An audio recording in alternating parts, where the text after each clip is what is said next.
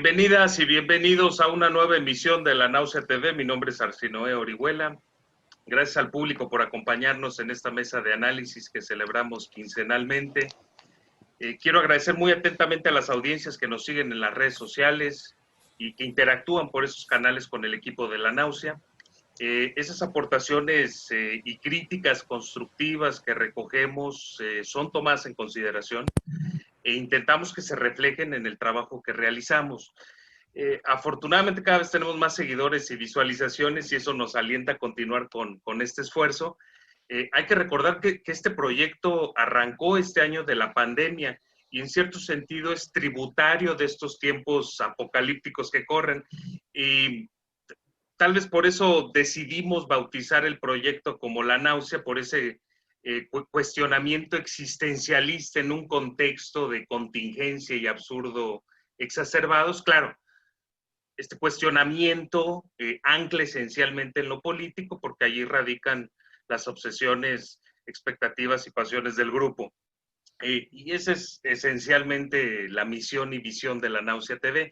Y es un proyecto al que le estamos poniendo mucho cariño y empeño. Y el próximo año, a partir del 10 de enero, tal vez un poco antes, incorporaremos algunas novedades al catálogo. Así que no se olviden de interactuar con La Náusea TV y sus colaboradores. Nos pueden seguir por las redes sociales, YouTube, Facebook y Twitter, y en las cuentas personales de los compañeros. Y en este último programa del 2020 vamos a conversar sobre los primeros 2 años del gobierno de la Cuarta Transformación. La propuesta es abordarlo básicamente desde 2 ángulos, el de rupturas y continuidades y el de aciertos y desaciertos. Nos acompañan nuestros distinguidos analistas Rafael de la Garza y Héctor Oz. Les envío un cordial saludo hasta sus respectivos lugares de confinamiento. Y con ellos vamos a analizar en clave crítica los primeros 2 años del nuevo gobierno, sus fortalezas y debilidades, los alcances de los cambios, las pesadas inercias que arrastra el país y el gobierno de turno. Y nos interesa sobre todo poner en perspectiva histórica este episodio de la vida nacional y tratar de identificar aquellos aspectos que genuinamente responden a la voluntad de cambio colectivo y aquellos que evocan ecos de un pasado, como dice el presidente, no terminan de expirar. En este espacio los analistas tienen la palabra y, como ya hemos dicho anteriormente, se rige o nos regimos por la vocación crítica y analítica. Y quiero comenzar con el doctor Rafael de la Garza. Sabemos que la divisa del nuevo gobierno que encabeza Andrés Manuel López Obrador es la del cambio. A diferencia de los gobiernos que le precedieron, la 4T se presenta en México y el mundo como un proyecto de transformación política. En ese sentido, ¿qué elementos ayudan a dar cuenta de que ese programa efectivamente está en curso, es decir, el programa de cambio? ¿Y qué elementos sugieren que ese proyecto tiene alcances acotados o limitaciones inmanentes? Es decir, ¿en dónde identificas rupturas en relación con el pasado? ¿Y en qué aspectos puntualmente identificas continuidades respecto a aquello que tal vez muy prematuramente algunos llaman antiguo régimen? ¿Cuál es tu reflexión al respecto, Rafael?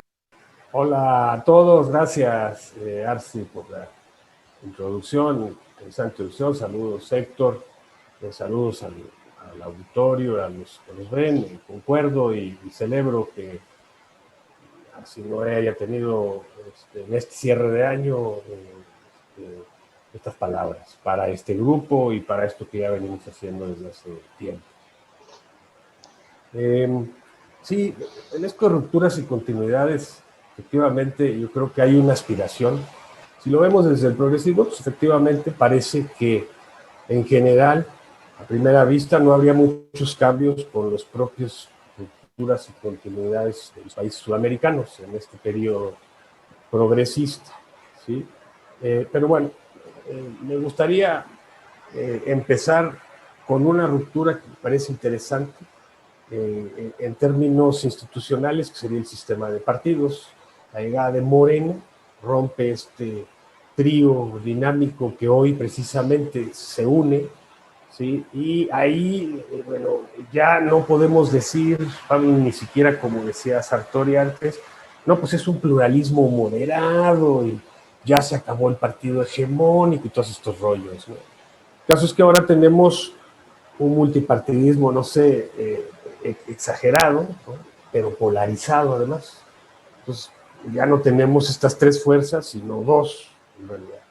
Pero variopintas y las dos como frentes, ¿no? Porque Morena, pues a veces, pues, o sea, originalmente es un frente. Entonces, esa ruptura me parece interesante. No sabemos, hasta ahorita sería especular cómo, hacia dónde va el sistema, cuántos partidos se van a quedar, o vamos a hacer democracias como las europeas, como Italia, de 25 partidos, ¿no? O 30 más los regionales, ¿no? Entonces, pero bueno, la ruptura es evidente, ¿no? A mí me parece. Y esto es importante.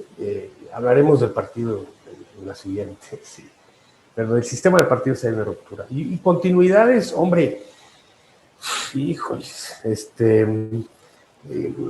pues por una parte yo creo que el manejo de ciertos temas parece marcado en términos de continuidad, refiriéndonos al gobierno federal. Trato a sectores que él llama conservadores, tanto de mujeres como de pueblos originarios, como de ambientalistas, que muchos de ellos son de los pueblos originarios. Pues esto parece que sigue igual, ¿no? A pesar, incluso la crisis este año con el conocido científico y estudioso que formó parte de la Semarnat y que tuvo que salir con algunos comentarios que básicamente explicaban una contradicción en términos de la política ambiental. Entonces yo ahí sí veo una continuidad muy clara, que tendrá matices y estará llena de incienso y lo que tú quieras, pero no, en realidad la política se mantiene. Lo que está pasando en Chiapas ahorita lo demuestra, ese cierto desprecio por este tipo de organizaciones que no están al margen de la ley, sino que son sociedad organizada frente a la ausencia del Estado. Y esto parece que no ha cambiado la realidad. Eso sería de mi parte, Arci, con respecto a este primer análisis. Siendo excesivamente breve para tu pregunta, pero se la paso a vos también, ¿no? De acuerdo. Héctor, bueno, pues ¿cuál es tu balance? Misma pregunta, ¿cómo evalúas los primeros 2 años de gestión de la 4T desde esta perspectiva de las rupturas y continuidades? ¿Qué tal, Arci? Evidentemente me quedo con lo último que dice Rafa. Es complejo intentar resumir 2 años de continuidades, de rupturas, en unos cuantos minutos, pero yo empezaría, digamos, recordando una cuestión, digamos, muy, muy general, un dato. En el 2006 López Obrador tuvo 15 millones de votos y en el 2018 tuvo 30 millones de votos. Es decir, es el doble de votantes en un periodo de 12 años y tiene que ver efectivamente con lo que comentaba Rafael, con esa descomposición de tanto el sistema de partidos como la cuestión de la democracia electoral, que ya comentamos en alguna de nuestras emisiones. Y bueno, la 4T, la propuesta de López Obrador, se presenta evidentemente como una respuesta a esos 40 años de política neoliberal, que lo que han hecho en términos prácticos pues, es excluir a grandes masas de la población de los beneficios sociales o incluso del bienestar más elemental. Entonces, evidentemente, digo, esa es una ruptura en términos de la participación política que tiene que ver precisamente con lo que comenta el doctor de la Garza respecto al sistema de partidos. Un sistema de partidos que sabemos que no representa a nadie, básicamente, más que algunas élites. Y que, bueno, es una crisis que no es exclusiva de México, sino que se presenta en todo el mundo. Cuando nosotros hicimos un programa hace 6 meses, a los 2 años del triunfo de López Obrador, pues decíamos a nosotros que nos preciamos una postura crítica, nos resulta complicado el análisis de la Cuarta Transformación, sencillamente porque precisamente presenta estos claroscuros, estas contradicciones, que no siempre es muy fácil, digamos, delimitar o trazar. Pero yo lo que diría, digamos, la principal continuidad que hay es que evidentemente el gobierno de López Obrador es una respuesta al neoliberalismo, pero no es una respuesta antitética. Es decir, tiene que trabajar, no se trata de una revolución, entonces tiene que trabajar precisamente con las herramientas de ese Estado que está maltrecho, que está completamente, digamos, si hemos discutido que este adelgazamiento no quiere decir el Estado pierda fuerza. Lo cierto es que sí ha perdido recursos y sí ha perdido manejo de ciertas políticas públicas y demás, con algunas cuestiones como el federalismo y otras situaciones que podemos abordar. Pero bueno, esa sería la continuidad y al mismo tiempo una ruptura, es decir, insisto, es una respuesta a esa política neoliberal de exclusión de grandes masas de la población, pero es una respuesta que se da dentro de un Estado que fue forjado de manera neoliberal en los últimos 40 años, es decir, con recursos limitados. Y eso explica en buena medida, por ejemplo, el hecho de que el ejército siga siendo uno de los principales aliados, si ustedes quieren, de la Cuarta Transformación, ya no nada más en términos de la política de seguridad, que igual tiene claroscuros importantes, pero en términos de darles construcciones, de darles obras. Ayer se anunciaba que el ejército va a administrar todo lo que tiene que ver con la marina y demás, y que ellos van a ser los beneficiarios de ciertos proyectos. Pues bueno, en ese sentido yo iría cerrando la participación diciendo que sí se trata de un cambio de la manera de hacer política, pero es un cambio que está inserto dentro de un Estado que tiene 40 años funcionando de una manera determinada, y eso no lo puede arreglar López Obrador si coincidimos en que no se trata de una revolución radical, sino apenas el asomo de una política distinta en términos de recuperar cierta rectoría del Estado Nacional sobre áreas, sobre todo en términos económicos, que se dejaron abandonadas en manos de la iniciativa privada. Pero bueno, evidentemente, si nos vamos política por política, sector por sector, pues en cada uno de ellos podemos encontrar importantes contradicciones, como las que señalaba Rafa, que son yo creo que las principales en términos de este discurso ambientalista, que al mismo tiempo no lo vemos en términos prácticos. Seguimos con los megaproyectos, por ejemplo, del proyecto Integral Morelos y demás. Y bueno, es complicado, pero yo creo que por ahí va la respuesta. Hay que ser críticos con el gobierno de López Obrador, pero hay que tener en cuenta también cuáles son los condicionantes materiales a partir de las cuales el proyecto de la Cuarta Transformación puede avanzar. Sí, por ahí, gracias Héctor. Por ahí un intelectual decía que, claro, todo va a ser insuficiente después de las condiciones en las que entregaron el país. Es decir, no fue una transición encuadrada en el contexto de una normalidad democrática. Yo por ahí escribí en un Twitter que pues prácticamente habían entregado una fosa clandestina con himno nacional y casi un centenar de miles de desaparecidos, que conjuntamente todas las juntas militares de Sudamérica no alcanzan ni siquiera la mitad de esa cifra, y cerca de 40 millones de mexicanos radicados en Estados Unidos. Si estamos hablando de una cuarta parte de la nación, de esa magnitud de la crisis de nuestro país. Y en fin, han sido efectivamente un par de años muy vertiginosos. Asistimos a luz de acontecimientos, un amontonamiento de coyunturas, unas precipitadas por el fenómeno obradorista y otras por las contingencias como la pandemia. Y realmente una de las razones que motorizan este ejercicio pues es esa voluntad o necesidad de desentrañar galimatías. Y es impresionante la cantidad de temas sobre los que hemos tenido que aprender o actualizarnos, entre otras cosas, y esa es mi opinión, porque los asuntos del orden público se discuten hoy más que en otras épocas. Y de hecho, para mí el valor del nuevo gobierno radica allí, que los asuntos públicos son cada vez más públicos. Si bien, como observan los compañeros, tenemos que modular ese entusiasmo y reconocer que las instancias de decisión están principalmente acaparadas por los partidos políticos. Ahora bien, esta es una de las razones, este horizonte de ampliación de lo público, por las que en este espacio hemos considerado que la función del politólogo o el analista político es contribuir con insumos o perspectivas a la reflexión de la cosa pública. Por ejemplo, hemos sido testigos de una avalancha de cambios en el orden jurídico.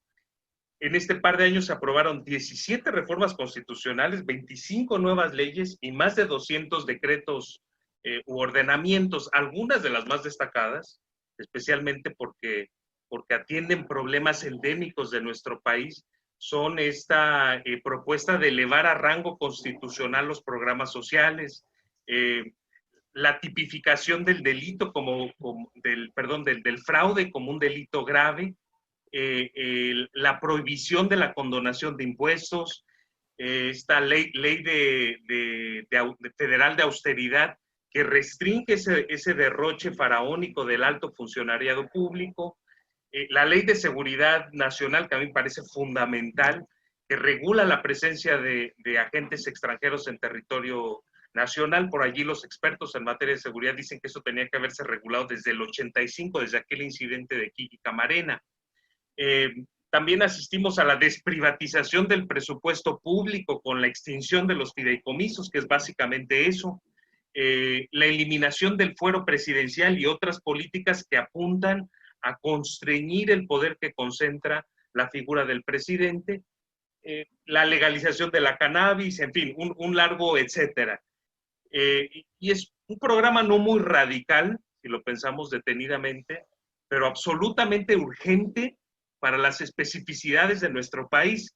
Ahora, por otro lado, también hemos asistido a una inusual ampliación de la órbita militar en la esfera pública, conflictos del orden ambiental, indisposición para establecer un diálogo nacional con los movimientos sociales, esto me parece particularmente desafortunado, y una injerencia de intereses creados o factores de poder económico en los destinos del gobierno. Es especialmente insultante la influencia que ejerce el muy impresentable y rupestre Ricardo Salinas Pliego, es decir, una serie de claroscuros, ¿no? Y desde esta consigna de contribución al debate público, yo les pregunto a los compañeros, ¿cuáles son las fortalezas y debilidades del gobierno de la 4T? ¿Qué aciertos y desaciertos registran? ¿Y qué perspectiva es posible perfilar para el próximo año, que se celebran, por cierto, elecciones intermedias, y para los años que se avecinan? Héctor, comienzo contigo. ¿Cuál es tu reflexión al respecto? Yo creo que hay un acierto y una fortaleza fundamental dentro de la política de la Cuarta Transformación, que a lo mejor no está precisamente dentro de la 4T, pero que responde a ciertos condicionantes, que es precisamente el elevar el grado de politización que hay en la sociedad. Es decir, para bien o para mal, hoy tenemos a gente discutiendo de política que hace 10 años no lo hacía, ¿sí? Ahora esto se explica evidentemente por esos 40 años de políticas excluyentes. Cuando te obligan a conseguir el pan todos los días, pues lo menos que va a hacer es preocuparte por el asunto público. Digo, eso es evidente. Y tenemos el claro ejemplo en Sudamérica, y es algo que tenemos que tener siempre presente para ver cómo se puede traducir esta participación política.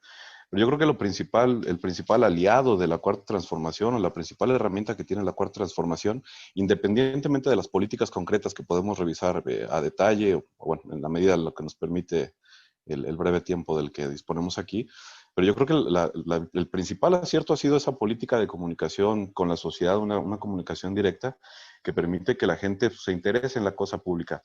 Ahora, evidentemente es difícil adivinar desde dónde va a reaccionar la ciudadanía, la población, cuando se enfrenta precisamente a algo que nunca ha experimentado, que es precisamente ese debate público. Pero bueno, esa es una cuestión fundamental. Digamos, vimos cómo hace un par de semanas el presidente se preguntaba cómo podía liberar a una persona que llevaba no sé cuántos años en la cárcel, 13 años en la cárcel sin una sentencia. Es decir, todas esas cuestiones que no sabíamos y que instrumentos como la famosa conferencia mañanera ponen en la discusión, pues creo que son importantes. Es decir, el hecho de que estemos enterados, de que más o menos sepamos cómo funciona esta cosa que llamamos México y sus instituciones políticas, pues digo, tiene un valor impresionante, y lo vimos, por ejemplo, insisto, con el caso sudamericano, el rechazo a los golpes en Bolivia, el llamado a una nueva constitución en Chile, tiene que ver precisamente con que la gente esté en la calle, con que la gente esté participando y sepa de lo que se habla.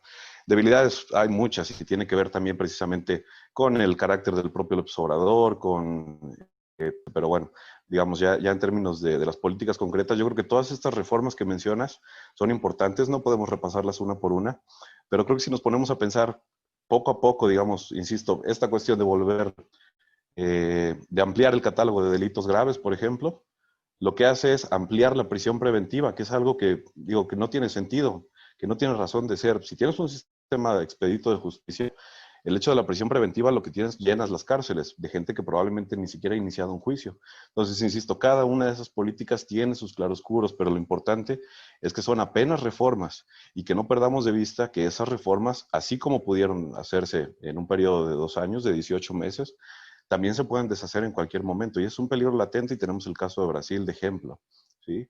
Entonces, esas reformas no garantizan absolutamente nada en términos de que vayamos a poder hablar de una sociedad un poco más igualitaria o algo, sino que son apenas el primer atisbo a que mediante esa politización de la que hablaba yo al principio, pues podamos estar enterados y sepamos qué es lo que pasa. El apoyo a los sectores populares me parece una de las mejores políticas de la Cuarta Transformación, insuficiente a todas luces, pero tiene que ver precisamente con, pues de alguna manera, volver a incluir a todas estas millones de personas que quedaron excluidas de los sistemas de producción formales, esa famosa economía informal, de la que ya podremos hablar en su momento. Y bueno, este apoyo a la economía popular tiene que ver precisamente con, cuando menos, dotar de ciertas garantías básicas, el aumento del salario mínimo. Pocas personas en México somos conscientes de lo que representa el salario mínimo, ¿sí? Es decir, afortunadamente nosotros que podemos estar aquí en la computadora y llevamos encerrados meses, no sabemos en sí lo que significa tener un salario mínimo que ha aumentado en términos reales en un 30% en lo que van estos 2 años. Pero bueno, por ahí la dejaría. Si...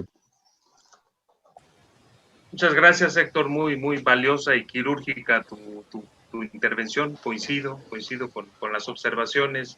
Estimado Rafael, misma pregunta, ¿cómo evalúas, digamos, desde esta perspectiva de los claroscuros, de los aciertos y desaciertos, estos 2 años y especialmente este último año inédito, extraordinario, ¿no? por la pandemia y por la contingencia de gestión de la Cuarta Transformación y del gobierno que encabeza Andrés Manuel López Obrador? Sí, Arci, creo que yo empezaría por la fortaleza, por algo que creo que más allá de otros espacios de la gestión de su gobierno, la política exterior me parece que tratando de reconfigurar una tradición marginada con el panismo, creo que en estos 2 años ha sido discreta, pero ejemplar. El caso de Evo Morales es nomás un botón de muestra. De cuando uno dice, hombre, caramba, ve, esas son las chambas que la diplomacia tradicional mexicana hacía, porque siempre se puso del lado del débil, no del fuerte. Esa era la fortaleza de la diplomacia mexicana, porque los mexicanos estaban en la parte débil y siguen estando, vamos, la doctrina Estrada, en fin, toda una serie de... Entonces, se está reconfigurando porque es discreta y, sin embargo, efectiva. En el caso de Evo Morales fue muy eficaz, ¿no? Pero es discreta porque, vamos, podría ser un poco más abierta y más solidaria con Cuba, por ejemplo. ¿Sí? No sé hasta dónde lo sea, pero lo haga a lo mejor por abajo del agua por cuestiones de... Pero eso sería importante. Yo no tengo información al respecto como para afirmar algo, pero México podría muy bien con este plan de Pemex y todo, poder ayudarle a Cuba y a Latinoamérica en general y orientarse a eso. Eso sería realmente, ¿no?, un poco más robusto en términos de esa fortaleza, ¿sí? Y, hombre, debilidades, pues como ustedes mencionan, la situación es crítica, les entregan ya la carcacha casi desvelada o desvelada y endeudada, por decirlo de otra manera, y luego llega la pandemia, ¿no? Entonces parece como un complot, como diría hace tiempo, ¿no? Dices, oye, ¿qué onda? Pues, ¿qué hice mal, no? Me parece que me están castigando. Pero más allá de que ya 2 años podemos ver algunas cosas claras, pues me parece que este cambio en la política con respecto a los grandes intereses transnacionales y sus socios nacionales es una debilidad porque los ejemplos progresistas no lo muestran. Esas alianzas no duran mucho e incluso a pesar de ser provechosas, ¿sí?, no son, digamos, políticamente correctas en cierto sentido para esta oligarquía, ¿no? Para estos grupos, ¿no? Que hoy más que nunca están fortísimos porque han ganado mucho, mucho dinero en el último año, ¿no? Entonces, creo que podrá de alguna manera asistir y seguir dando estas ayudas, ¿no? Porque eso parece que el contrapeso, están como, imagino, calculando, pues estar bien con Dios y con el diablo, como se diría vulgarmente, ¿no? Y yo creo que todos los gobiernos liberales, pues eso es lo que hacen, ¿no? Más o menos, dependiendo si son más de izquierda, que si no lo son, ¿no? Pero la otra es cada vez depender más, y esto con esto cierro el comentario, de las Fuerzas Armadas. Empoderar, valga la palabra, empoderar al ejército más de lo que ya estaba, porque lo vienen haciendo desde los panistas, ¿sí? Con todo este rollo, y se acelera con Calderón, evidentemente. Hombre, pues eso, depender y que sea más poderoso, porque la dependencia radica en que para mantener la alianza, él está constantemente cediendo partes del Estado a las Fuerzas Armadas, que no le corresponderían incluso constitucionalmente si le rascamos, ¿no? Algunas de esas reformas que tú mencionabas, recordemos una en donde se legaliza la intervención del ejército en labores de seguridad pública, que era una demanda del ejército desde hace varios sexenios. Entonces, bueno, yo creo que eso es complicado, porque eso puede cambiar. Y entonces el gobierno va a ser una situación delicada, ¿sí? En términos de alianzas políticas que hoy usufructa, como la que tú mencionas de Salinas Pliego. ¿De qué otra manera puede uno explicar esa alianza? Hay algo ahí, ¿no? Bueno, eh, esto es algo que él debe entender, seguramente no estoy descubriendo el hilo negro, ¿no? Pero decide de alguna manera jugar hasta cierto punto el juego, y bueno, yo creo que eso está más allá de su poder. Me parece que está un poco magnificando la posibilidad, ¿no? Esto es global, como decía Héctor, y entonces no le alcanza. Y no veo alianzas abiertas con Bolivia, con Venezuela, con Argentina, abiertas, cantadas, ¿no? Supongo que debe de tener que ver con los Estados Unidos y con el cuatrienio de Trump. Esto habrá tiempo para revisarlo. Sin duda que influyó en nuestra política exterior. Recordemos el cordón militar para impedir las migraciones de Centroamérica, ¿no? Pero sí, claroscuros. Yo no soy optimista, pero tampoco soy pesimista, y creo que me parece interesante la propuesta que están haciendo. No es revolucionario, es transformador. Y esto es reformista, evidentemente, liberales del centro, dirían, ¿no? En un contexto de difícil navegación, ¿no? Política, pero bueno, pues ese es el reto. Y si alguien se empecina 18 o 20 años en llegar a la presidencia, pues ahora no se puede quejar, ¿no? Eso es lo que hay, ¿no? Gracias, Arci. Gracias. Bien, muchas gracias a los compañeros, muchas gracias, Rafa. Yo creo que todos estamos más o menos de acuerdo, tratando de recapitular las observaciones de Rafael y de Héctor. Ellos señalan que hay una serie de aciertos, por ejemplo, este reformismo generalizado que comprende varias esferas y eslabones de la vida pública y que apuesta al cambio político. Este esfuerzo de repolitización también de la cosa pública por oposición a esta despolitización a la que nos condenaron los gobiernos neoliberales y que hundió en un estado bastante deplorable en materia inclusive de alfabetización política a la sociedad mexicana. Otro acierto es la comunicación, ¿no? Representada especialmente en la conferencia mañanera, pero en general, ¿no? Un esfuerzo de todo el gobierno por comunicar aquellos proyectos y políticas que impulsa, una restauración de la diplomacia mexicana. A mí también yo coincido que eso es absolutamente clave, de la política exterior, y como bien señala el doctor de la Garza, discreta pero efectiva, ese apoyo tibio pero indispensable a los sectores populares, el aumento al salario mínimo del compañero Héctor dijo que era del 30, y yo por ahí estaba leyendo en la mañana que era entre el 50 y el 60% en los últimos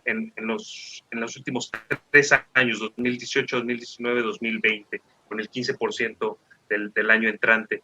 Y la contratación del personal médico cubano en el contexto de la pandemia y el envío de personal médico mexicano a formarse en las instituciones de formación en Cuba, que esa es la propuesta.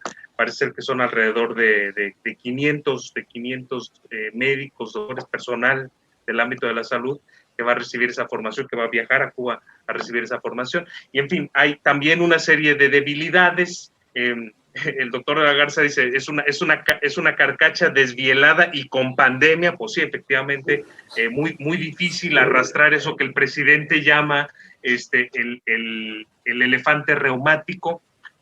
También la peligrosidad de la judicialización de la política que observa el compañero Héctor, las alianzas con la clase política tradicional proveniente de esa triada del PRI, del PAN, del PRD señaladamente, este enriquecimiento de los más ricos, sobre todo empujado por la pandemia, la ampliación del horizonte militar, la alianza con el empresariado nacional más retardatario, y esa conciliación con Dios y con el diablo que es común, es más o menos típico de los gobiernos socialdemócratas, liberales o progresistas. Ya para cerrar, quiero dejar a los compañeros, cederles la palabra y dejarles que se despidan del público por este año bastante calamitoso, apocalíptico del 2020, y cerrar con alguna reflexión sobre los años que se avecinan, sobre el 2021, insisto, que se celebran elecciones. Héctor, comienzo contigo, alguna observación, reflexión final. Sí, gracias, Arci. Yo, sin ser experto en temas de relaciones internacionales y demás, creo que uno de los factores que explica ese, digamos, débil compromiso con los gobiernos progresistas de América, no solo de América del Sur, del Caribe, tiene que ver pues, con una falta de recursos, simple y sencillamente. Recordemos que el progresismo en América del Sur venía respaldado con un barril de petróleo por ahí de los $100. Y bueno, sabemos todos lo que pasó con el petróleo en este año. Entonces, algo de lo que explica esa falta de apoyo más fuerte, tiene que ver con los recursos de ese Estado que precisamente está en descomposición. Yo apuntaría nada más un par de comentarios, sí, muy breves. Me parece que esa cuestión del militarismo es fundamental para entender qué es la Cuarta Transformación. Es decir, evidentemente es quizá el peor error darle tanto poder a las Fuerzas Armadas, pero hay que entender también que si revisamos los presupuestos desde hace 25 o 30 años, pues es de las pocas instituciones del Estado mexicano que mantienen una fortaleza, tanto en términos de efectivos como en términos materiales. Entonces, pues se explica relativamente bien que sea a quien puede acudir el presidente, ¿sí? Y bueno, a cerrar con la cuestión de la pandemia, evidentemente, pues es algo que da al traste con las aspiraciones de López Obrador. López Obrador ha insistido que lo que a él le interesa es dejar sentadas las bases de la Cuarta Transformación. Entonces yo diría, una de esas bases pueden ser muy endebles si están basadas solamente en reformas legales, y dos, si coincidimos en que es preferible un gobierno medianamente progresista, como el de López Obrador, a la vuelta de los intereses y de las corruptelas de la derecha, que está acechando a la vuelta de la esquina, pues entonces hay que hacer esa crítica en términos, por un lado, de conciencia social, pero también del anclaje a la materialidad que tienen los procesos políticos electorales. En ese sentido, pues el presidente no se ha querido inmiscuir, digamos, en términos de montarse sobre Morena y de ser él quien decida, a final de cuentas, todos los candidatos y demás. Creo que eso es un error en términos ya muy pragmáticos, porque, bueno, deja abiertas ahí un montón de candidaturas a personajes que no son precisamente aliados o que pueden ser aliados momentáneos, pero que en cualquier momento pues hemos visto ejemplos, qué sé yo, el más ridículo es el de personajes como Lili Telles, ¿no? O ciertos gobernadores que terminan haciendo o jugando en contra de la Cuarta Transformación. Pero bueno, pues invitar nada más a agradecer a la audiencia y invitarlos a que nos sigan acompañando el próximo año. Podemos ir poco a poco mejorando el contenido del canal y bueno, con la colaboración de todos ustedes, que siga creyendo este proyecto. Gracias, Arsi, gracias, Rafa. Muchas gracias, Héctor. Rafael, ya para cerrar este año del 2020, veamos la última intervención de 1 minuto para cerrar con alguna reflexión. Sí, concuerdo en general, yo creo que es una situación delicada, en una situación de conflicto geopolítico muy fuerte por el cambio del centro del sistema, por la migración que se está dando. Entonces, creo que para ellos lo importante debe ser lo posible, en cierto sentido, y eso es lo que de alguna manera están haciendo. Y yo creo que es alentador la idea de esta nueva subjetividad, como yo llamo, ¿no? de buscar una transformación también en términos de principios. Eso es importante.